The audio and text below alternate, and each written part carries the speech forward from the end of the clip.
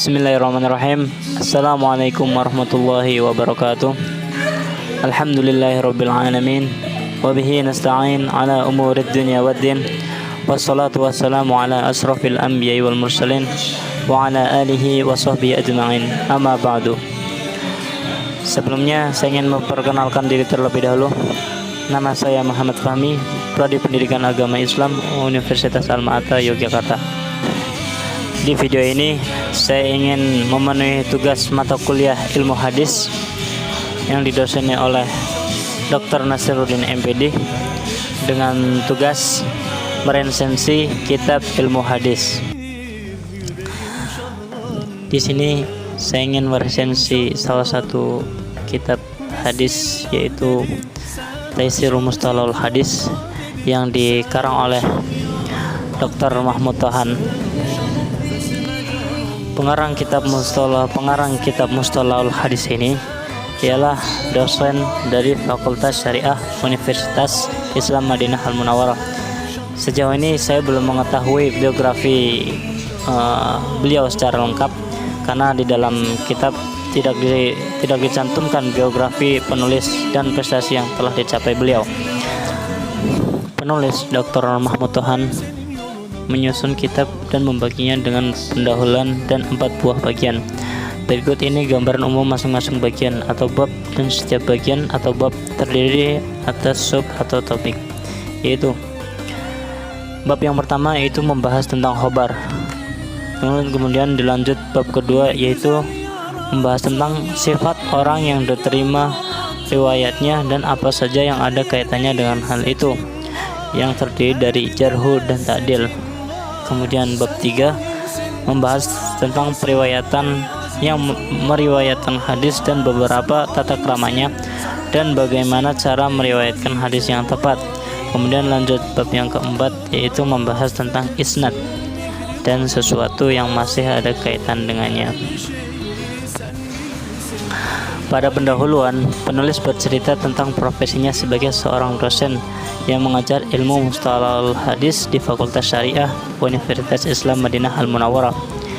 Yang menjadi kitab rujukannya adalah Ulumul Hadisnya Ibnu Salah, lalu diganti dengan ringkasannya kitab tersebut yaitu kitab At-Taqribnya Imam Nawawi.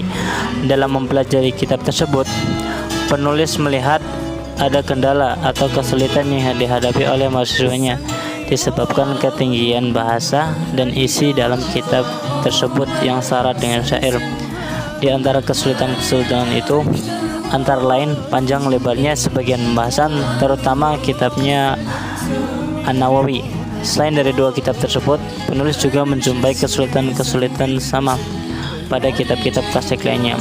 Melihat kendala atau kesulitan yang dihadapi oleh mahasiswa Fakultas Syariah, khususnya orang-orang yang bergelut dalam bidang hadis, maka penulis menyodorkan sebuah buku yang berjudul Taisir Mustalahul Hadis, di mana dalam kitab ini disajikan pembahasan yang singkat, padat dan jelas dalam setiap bagian atau sub-bagian pembahasan yang disertai dengan definisi dan contoh langsung yang bersumber dari hadis Nabi Muhammad SAW, sehingga dapat mempermudah mahasiswa, khususnya orang-orang yang bergelut dalam bidang ilmu hadis.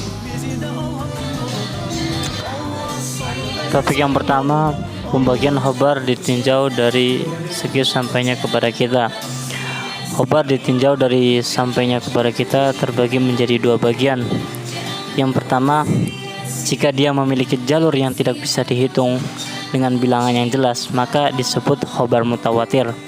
Terus bagian yang kedua itu, dan apabila mempunyai jalur yang bisa dihitung dengan bilangan tertentu, maka khobar yang demikian itu disebut khobar. Yang pertama, khobar mutawatir.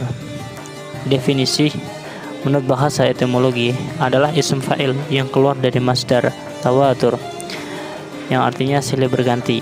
Jika Anda ucapkan tawaturul matar, artinya adalah hujan turun silih berganti tak henti-hentinya. Menurut istilah etimologi, terminologi adalah apa saja yang diriwayatkan oleh orang banyak menurut kebiasaan, tidak mungkin mereka sepakat untuk berdusta. Dari pengertian definisi tersebut, hadis atau khobar yang telah diriwayatkan pada setiap tingkatan sanadnya oleh perawi yang banyak sekali di mana akal biasanya menetapkan ketidakmungkinan mereka untuk bersepakat membuat dan membuat khabar ini. Dari uraian definisi di atas menjadi jelaslah bahwa kemutawatiran tidaklah mungkin terwujud dalam melainkan dengan syarat 4. Yang pertama, hendaklah hadis itu diriwayatkan oleh orang banyak, sedangkan batasan paling sedikit orang yang meriwayatkan itu masih dipersengketakan dan masih perbedaan pendapat. Adapun pendapat yang unggul mengatakan 10 orang dan lain sebagainya. Terus yang kedua, perawi yang banyak ini harus terdapat di dalam semua tingkatan sanad. Kemudian syarat yang ketiga, menurut adat mereka tidak mungkin bersepakat bertindak bohong. Terus yang keempat, sandaran khabar mereka adalah indera, seperti ucapan kami mendengar, kami melihat, dan kami menyentuh, atau yang lainnya. Adapun jika sandaran khabar mereka adalah akal, seperti pendapat mereka tentang barunya alam, maka khabar dalam keadaan demikian tidak bisa dikatakan sebagai mutawatir. Kemudian hukumnya dari khabar mutawatir. Suatu yang mutawatir bisa mendatangkan ilmu daruri, yaitu artinya ilmu yakin yang bisa memaksa manusia untuk mengakuinya secara jujur dan tegas, seperti seorang yang menyaksikan suatu kejadian dengan mata kepala sendiri. Demikian halnya khabar mutawatir. Oleh sebab itu, semua khabar mutawatir diterima sebagai dasar hukum dan tidak usah diterima lagi keadaan perawinya. Kemudian lanjut khabar yang ditinjau dari segi sampainya kepada kita. Yang kedua yaitu khabar ahad. Definisi khabar ahad adalah berarti bentuk jamak daripada kata ahad yang punya arti satu. Jadi khabar ahad wahid adalah khabar yang diriwayatkan oleh satu orang. Menurut istilah terminologi adalah hadis yang belum memenuhi syarat-syarat mutawatir. Hukum dari khabar ahad yaitu memberikan faedah ilmu nazari, artinya ilmu yang didasari pada analisa dan pencarian dalil. Dari pembahasan yang saya bahas tadi sedikit dari buku ini tentang khabar dari segi sampainya kepada kita, masih banyak pembahasan yang ada di buku ini yang perlu kalian baca. Khasan pengarang dalam bukunya yaitu pada setiap pembahasan sering diawali dengan definisi, contoh-contoh, kemudian berlanjut pada pembagiannya. Keunikan dari buku ini yaitu hampir di setiap sub pembahasannya menjelaskan tentang definisi dan contoh-contoh yang berkaitan dengan hadis. Kitab ini ditulis untuk memudahkan mahasiswa dalam memahami kaidah-kaidah dan berbagai istilah hadis. Buku ini sangat membantu mahasiswa dalam mempelajari ilmu hadis dalam menyelesaikan tugas-tugas perkuliahannya. Buku ini layak dibaca oleh siapa saja yang ingin menggeluti ilmu hadis karena pembahasan dalam buku ini sangat praktis sehingga mudah untuk dipahami. Buku yang berjudul Taysir Mustalahul Hadis, terjemahan ilmu hadis praktis karangan Dr. Mahmud Tohan, sangat baik untuk dibaca. Selain isinya yang singkat, padat, jelas dan sistematis, bahasa yang digunakan pun sangat sederhana sehingga mudah untuk dipahami.